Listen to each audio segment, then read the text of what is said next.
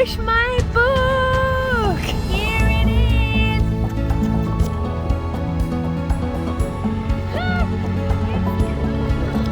Oh, it's really windy, isn't it? So today I'd like to share one of the chapters with you. We can also make some exercises, and yeah, you will find more information about my book in the description. And also, as a little present for everybody, I will put the exercises for download in my description. Oh my god, it's too windy. Okay, much better, isn't it? Look at this beautiful background. Definite and indefinite articles. Are you ready? Okay, so as in English or in German, the subject of a sentence. In Swiss German, it can also be a noun or a pronoun.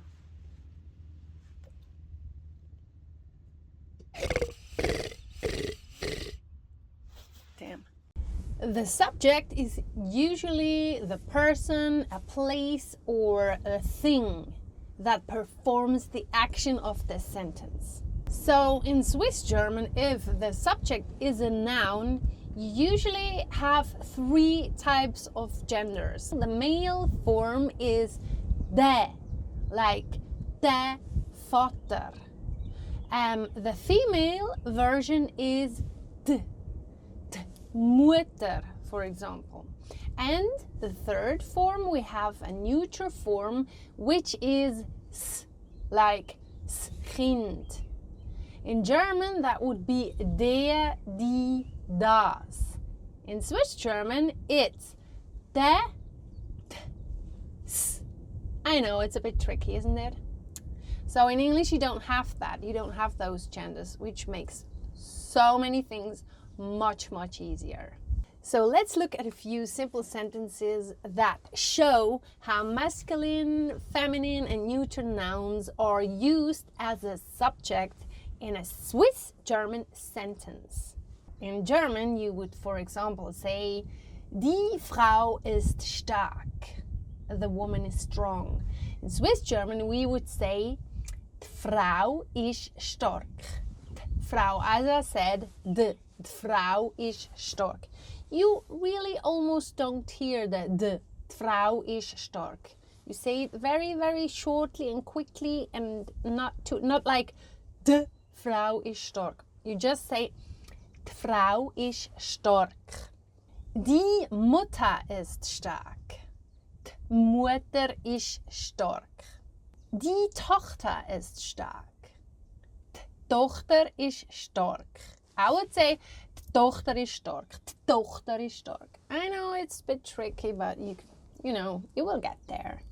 So what about masculine nouns?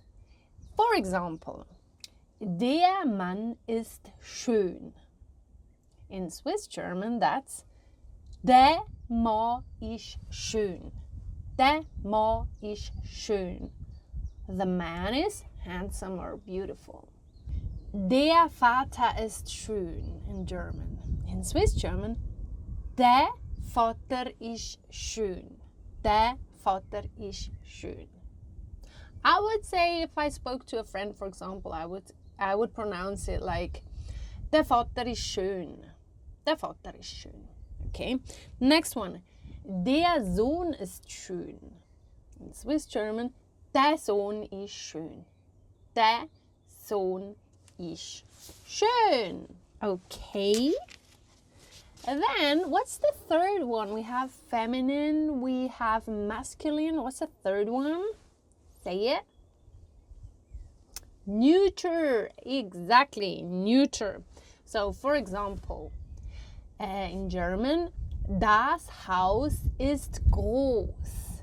Swiss German, what did I say before?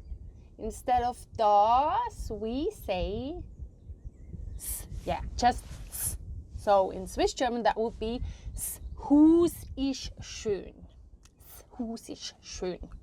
The house is beautiful. Then another one, for example, with car. Das Auto ist schön.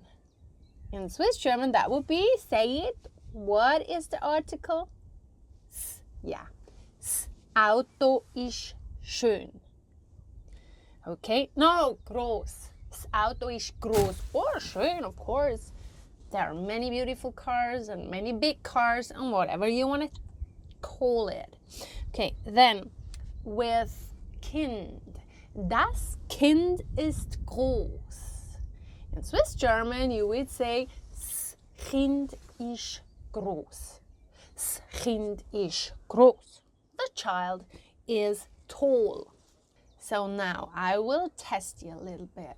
Let's say the sentence is Der Hund ist krank. The dog is sick. So what's the article? Hund is the same in Swiss German and German. So you would say Der Hund ist krank. Krank is krank. Der Hund ist krank. What about if it's a cat? And a cat is female. Die Katze ist krank. How would you say that? What was the article again in Swiss German? Yeah, it's just de.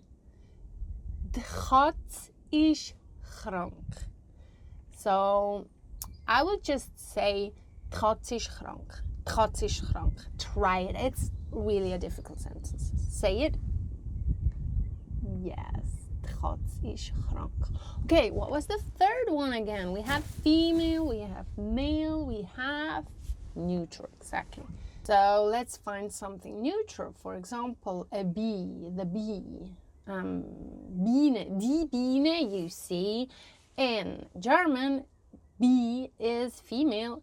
Die Biene in Swiss German, it's neuter. And neuter, again, what was it? What was the article? Yes, Spiendli, as it's small, and as you know, we love to make things smaller by just adding a li. Spiendli ist krank. Spiendli ist krank. Very well done. So now I have a very special exercise for you. It's right in this book. See, I really hurt my finger the other day. Oh my God, I slammed the door and my finger was in between. Anyway. Whew.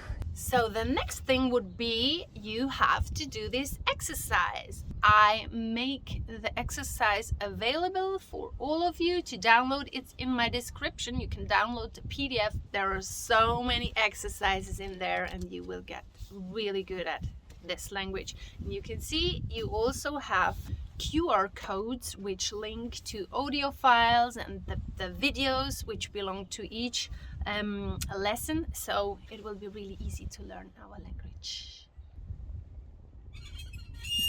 So okay, now of course we have definite articles and we also have indefinite articles. Like in English, for example, definite article is the house, the mother, the field, whatever. We have indefinite articles. So in English, that would be a or an, like a house, a man, an angel, you know, this kind. Okay, so of course here as well we have neuter, we have female, and we have male. Yes, exactly. So in German those would be ein for male, like ein Mann, eine for female, eine Frau, or ein Kind, for example, for neuter. So ein is used twice for neuter and for male. In Swiss German, the indefinite articles are en for male, en Ma, en Hund, for example. A female indefinite article would be a Frau, a Sonne, a Sonne, yeah, a Sonne, or a Blume, for example. So then the third one, we have male, female. What's the third one? Yeah, neuter. Neuter would be, for example, es Kind, es Bientli. So as you can see, there is a slight difference because in German you only have two kinds of indefinite articles. You have ein for male and neuter, and eine for female. But in Swiss German we have three different kinds. We say n for male nouns, e for female nouns, and s for neuter nouns. So that's where Swiss German is a little bit more difficult than German, but other than that, I tell you, usually it's the other way around. Okay, let's have a look at a few sentences with indefinite articles. And I'm sure you can guess that indefinite articles are used when the noun is not really known or is very common, for example. Like just a woman. It's not this woman, it's just a woman. Did I do that? Right, anyway. It's getting quite windy again and a bit freezing, but I will do this and finish this. Okay, let's have a look at a few simple sentences again. Remember, before I said die Frau and t Frau. Now it's eine Frau ist stark. And in Swiss German it's a Frau ist stark. Of course, in English that would just be a woman is strong. Eine Mutter ist stark. A Mutter ist stark. Third one. Eine Tochter ist stark. A Tochter ist stark. What about masculine? Ein Mann ist schön instead of der Mann ist schön. It's just a man is beautiful or handsome. In Swiss German, it's ein Mann ist schön. A man is handsome. Ein Vater ist schön. A father is beautiful. Ein Sohn ist schön. Ein Sohn ist schön.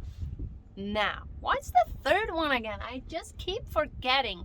It's, yes, neuter. Okay, so if you, for example, say, ein Haus ist groß.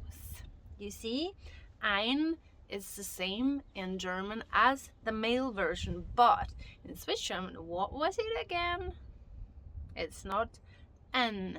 It's not like the male version. It is es. Es Hus ist groß. Ein Auto ist groß. Es Auto ist groß.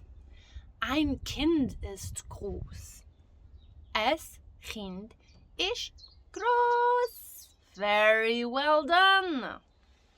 Are you ready for another exercise? It's right on page 29. Okay, so you can download this one as well. That was the end of this lesson. The next one would be negation. And if you want to know even more and to get even better, you can also become a patron and you can download all the exercises, for example. Okay.